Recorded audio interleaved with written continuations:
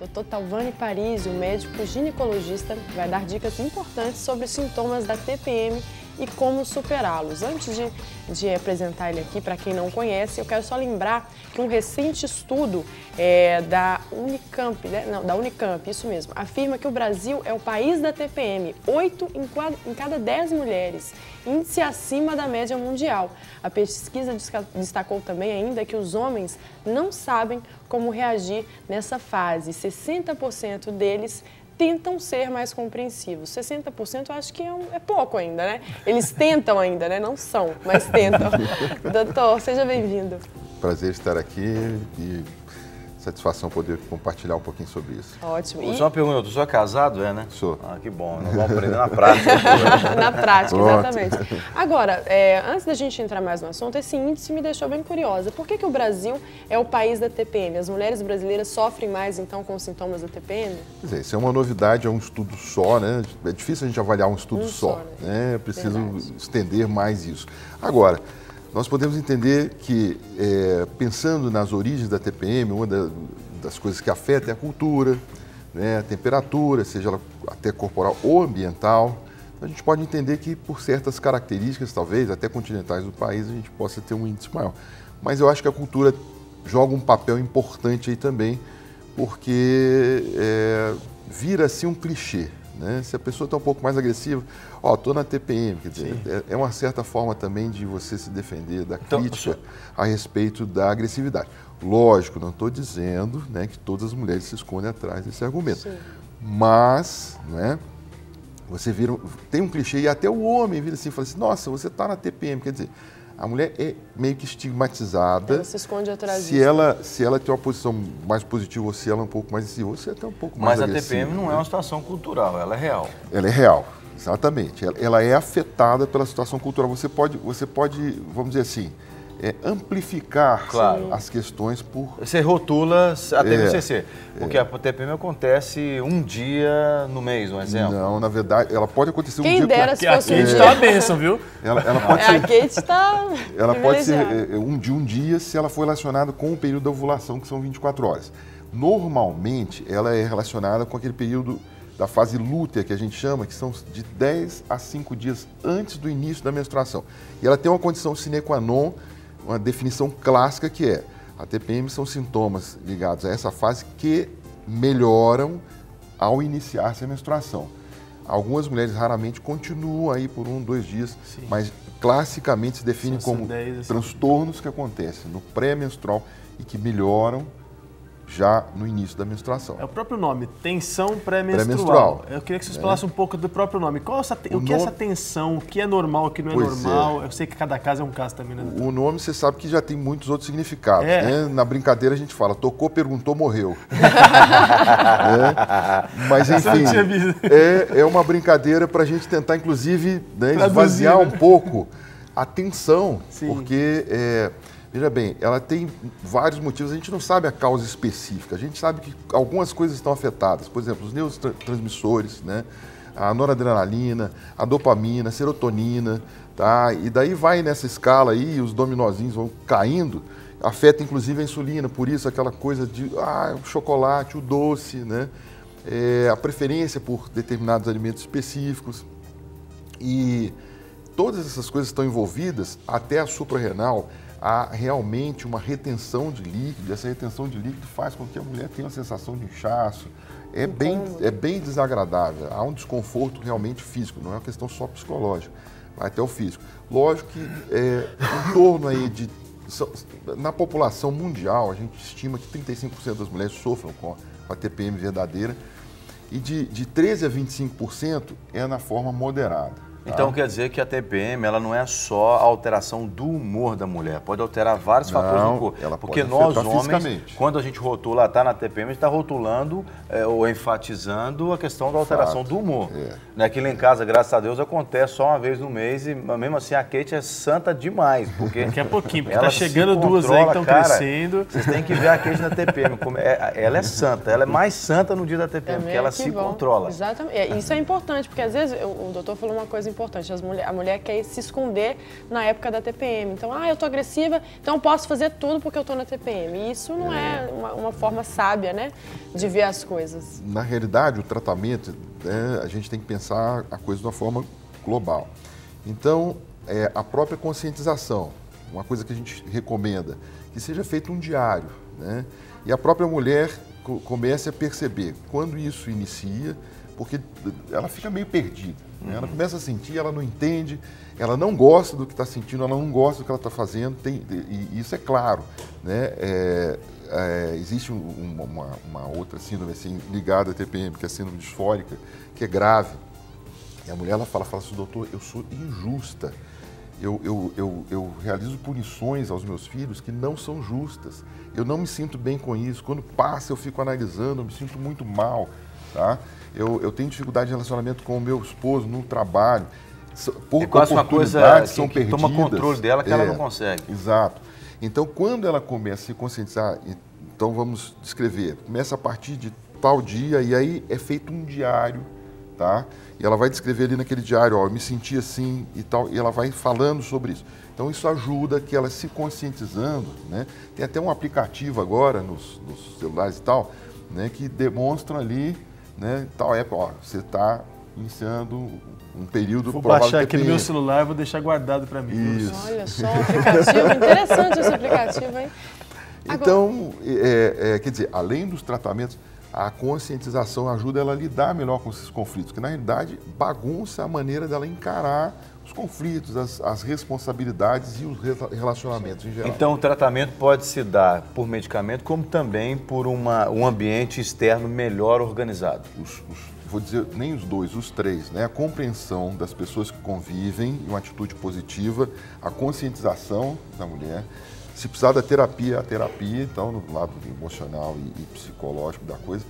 E a medicação, que também pode ser usada dependendo da necessidade. Mas sem último caso, esse da medicação? Vai depender do grau de acometimento, ou seja, de quão grave se torna esse sintoma. O que seria o extremo para medicamento, por exemplo?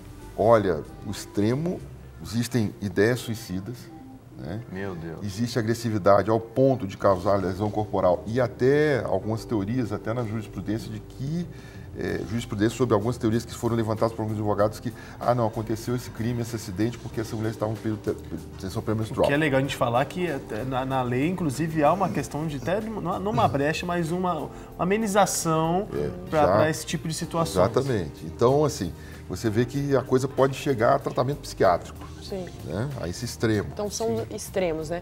Agora, ainda falando da pesquisa, eu até perguntei aqui para o doutor, antes de voltarmos no intervalo, sobre a temperatura, né? O Brasil é um país quente, um país tropical. Será que isso também influencia nessa pesquisa? Isso influencia as mulheres a terem mais sintomas da TPM? O clima quente, ele favorece, a temperatura quente, ela favorece uma vasodilatação, uma dilatação das veias e artérias, né? Isso faz o sangue circular mais lentamente. Isso favorece, né, a retenção de líquido nos tecidos, né, não só no ambiente vascular. Quer dizer, é óbvio que essa sensação de inchaço, essa sensação de peso, aliada à presença, às vezes, de varizes internas, que é uma coisa que você vê varizes nas pernas, mas você, às vezes, as que você não vê são as que mais te afetam, são aquelas que estão na pelve. Tá? Existem varizes pélvicas. Então, essa retenção de líquido, essa sensação, esse inchaço, é muito desconfortável. E é óbvio que isso tende a também repercutir na questão emocional das pessoas. Então quer dizer que em países frios a mulher sofre menos com a TPM nesse caso? Olha, eu não posso afirmar isso porque tem outras questões envolvidas, tá? Mas que a retenção hídrica é muito desagradável, e ela pode acontecer em país frio também, tá? Mas teoricamente favoreceria um pouco mais essa questão. Então quer dizer que a mulher no período TPM, se você, por exemplo, pegar uma bolsa de gelo e jogar sobre a barriga dela, você está ajudando ou piorando? Olha só, se o sintoma é cólica, a bolsa de água quente tem um efeito anti-inflamatório. Você vai entender que a prostaglandina, que é uma das substâncias aí envolvidas, ela tem a tendência a provocar dor, tá certo? Contrações,